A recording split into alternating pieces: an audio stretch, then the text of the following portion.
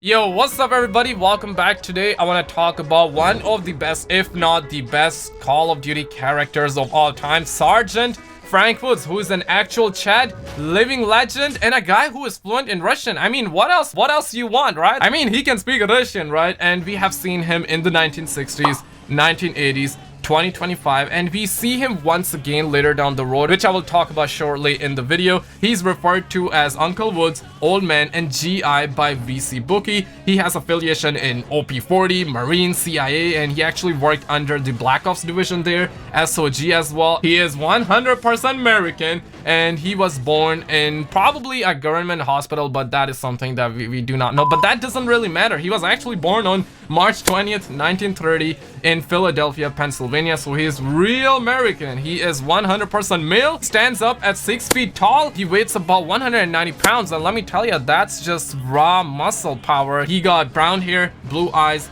he's Caucasian, and he is voice acted by James C. Burns and also motion captured by James C. Burns as well, who is a living legend. He got a bunch of tattoos as well. He got SOG, Semper Fidelis, he got Daredevils, and he also has that 115 tattoo, which nobody knows why he got that 115 tattoo. Of course, a lot of people know that, hey, that's a Zombies reference. But according to scientists and experts, and myself included, I think that he got that 115 tattoo because of the Nova gas, and Nova gas was something that we were chasing in Black Ops 1, and Nova gas crawlers do appear in Kill der Toten and also the 5 Zombies map, which is the Pentagon Zombies map. So you see my point here, 115 Zombies, Nova gas, it all makes sense. So now you know about the biography of Tier 100 Chad, Sergeant Frankwoods. Let's just dive right into why this character is a beloved character by the community, and if it's something that interests you and you want to see more and you want me to make this into a series where we talk about not only the Black Ops characters but Modern Warfare characters and all the Call of Duty characters, leave this video a thumbs up, it helps out a ton, and subscribe if you're new because I will be covering these videos and also will have you all in the loops with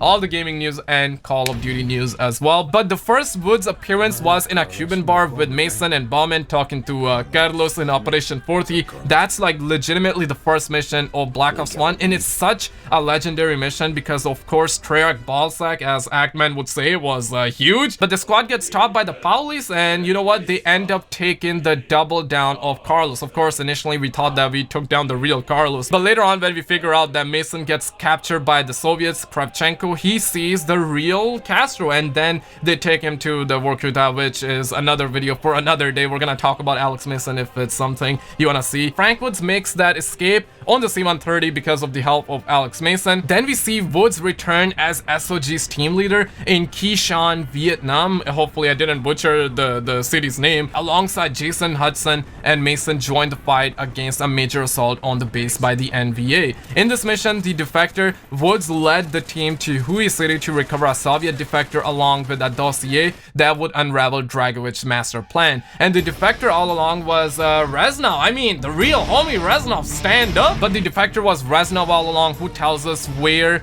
Kravchenko is, and then they go on a mission where they get captured by the Viet Congs, and we see him play the Russian roulette. Don't you touch me! What?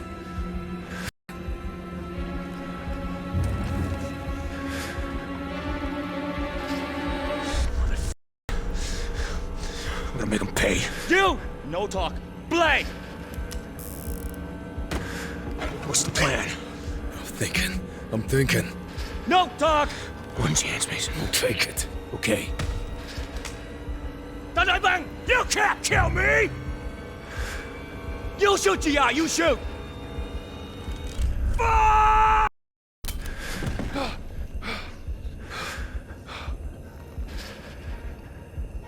This time, do it. Im Lang! Ready. Play. Bang! 6 and 8 o'clock.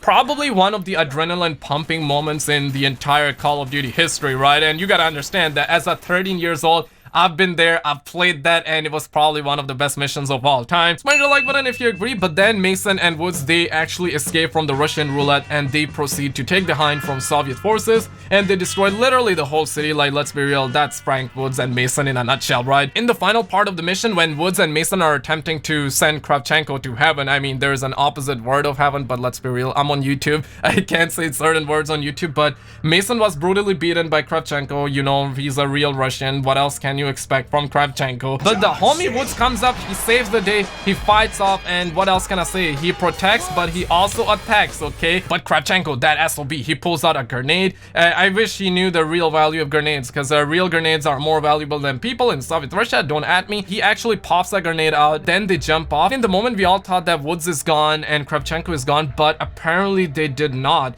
And that leads Frankwoods to be captured, and we do not know how he really escaped, but this is the cutscene that we see through the number sequences, right? We see he's fighting off, and he was actually kept in the Hanoi hotel, and that is a map in Call of Duty Black Ops multiplayer. But let's be real, it's Sergeant Frankwoods. We don't really need to know how he broke out. He can just break out from any situation. Woods was back to operating in the CIA by 1975. He also then takes us back, and we figure out that Woods was also back to operating in the CIA by 1975. During the same year, he participated in several operations in Vietnam, where he rediscovered and destroyed several of the CIA's parable cipher machines, preventing them from falling into the hands of the NVA. He also rescued a group of CIA analysts held captive in Tan Son Nhat Airport in Saigon. 2 years later, Woods was sent by Hudson to Mount Yamuntu to apprehend Dr. Steiner's protege, Skullcell, who was suspected of trying to revive Project Nova. Later that year, he also infiltrated a Soviet base and destroys their ICBMs. However, they get captured by the Soviets and was tortured, prompting Woods to destroy their entire base. In July 1986, Frankwoods was operating in Angola, aiding Jonas Savimbi and the UNITA on behalf of the CIA, eventually being captured by Raul Menendez, where Menendez tortured him. He actually killed his teammates in front of him in order to learn what the CIA knew about Menendez, but Woods was eventually locked in a container with his comrades and left to die of dehydration and starvation. Eventually, Jason Hudson and Alex Mason rescues him, basically saving him, and that was literally one of the first missions in Black Ops 2. And from that point on, Woods is just like, hey man, I'm gonna take Raul Menendez, that SOB, down. In September of 1986, Woods and Mason meet up with Tian Zhaho, a future Chinese general, to stop a Soviet invasion.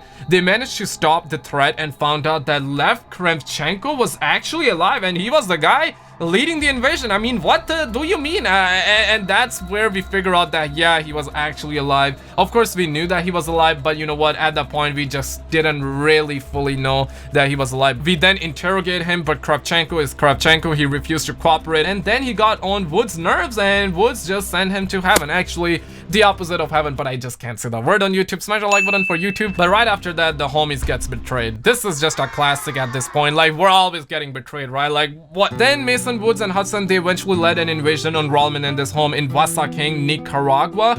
Halfway in the mission, Woods grew angry and he was only focused on killing Menendez. That's why Hudson is like, hey Woods, you gotta take care of Mason, he's not feeling aight. They intruded the place and Woods attempted to kill Menendez once he saw him, but Woods is Woods, he still managed to throw a grenade out and bounce into Menendez's room where Menendez's sister Josefina was. After the explosion, Menendez loses his cool, and that's where he decides he's gonna end every single one, okay? Right after that, Woods at the age of 59 was sent to Panama with Mason to capture Manuel Noriega. This loser right here. Can you say that word on YouTube in the year 2020 without offending anybody? I'm not totally sure, guys, but this mission was codenamed False Prophet, who was highly involved in Menendez arms dealing. They managed to capture him and escort him to safety, where they told him to set up a meeting with Menendez. And you know what, like, this is where they give my man a pistol without actually giving him ammo. That was a 500 IQ move though, but of course Noriega betrays him by actually giving a sniper rifle to Woods, and he tells Woods that, hey, the guy in front of you is actually Menendez, and he tells you to take the shot. And at the moment, you know, you would think that it's Menendez with the blindfolds on, and that's where you can make a decision, because this game gives you a bunch of like gameplay decisions, right? You can shoot him in the leg or in the chest or in the head.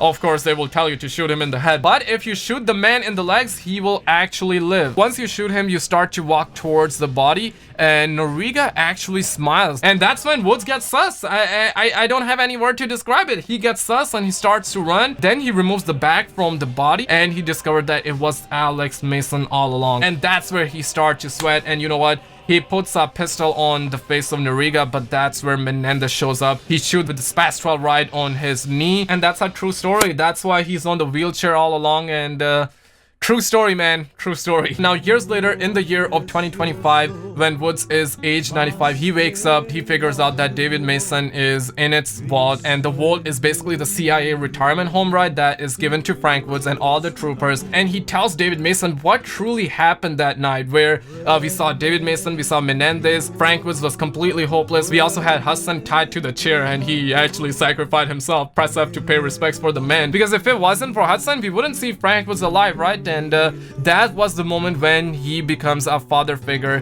for David Mason, and Frankwoods had no family to turn to, so he takes care of David Mason. Now, Black Ops 2 has multiple endings. You can absolutely choose what ending you want to see, right? And that's something that I really like about this game. There are multiple endings, but the canon ending is that Menendez would be captured, and in another alternative cutscene, he will be able to break out, but that's not the canon ending. The canon ending is where he will be kept, prisoned. We will see Mason return, he will be alive, he will meet up once again back with his son, Frankwoods as well, and a year later, Frankwoods will pass away at the age of 96 by natural causes. So if you pick different choices in the campaign, throughout the campaign and by the end, of course, Mason will not be alive, Frankwoods will be killed by Menendez and he will escape prison and that sort of stuff. Now, speaking of Black Ops 4, to me it sounds like this is canon, but we really do not know. I really think this is canon though, because Treyarch never said otherwise, and it seems canon because in Black Ops 4, Woods is apparently alive. He gets brought back because of the help of Project Blackout. Sometime in between 2043 and 2045, Project Blackout successfully revives Woods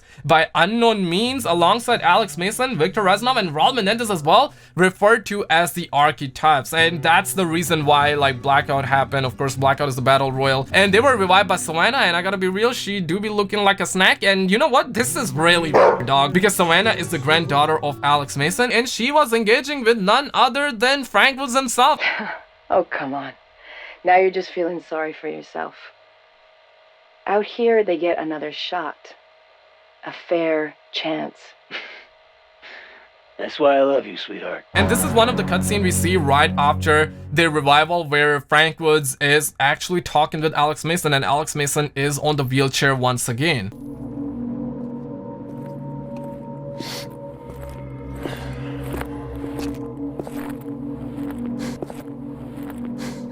Thanks.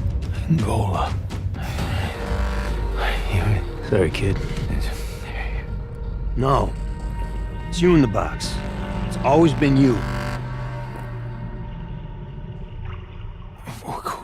Don't black out, man. I'm on it. This is the full story of Frankwoods. If you want me to cover other Call of Duty character story, definitely smash the like button. And Call of Duty 2020 is upon us, but I really don't think that this story is gonna continue. We're most likely gonna see a reboot where for sure like this story of Frankwoods will have influence on the Frankwoods story in the future for sure in Call of Duty 2020, and if they are looking to make sequels of that. But this is the main Treyarch Black Ops Frankwoods story. Let me know your thoughts below, like and subscribe. Check out a video on the screen. As always, I appreciate you massively for stopping by, and I will see you in the next one.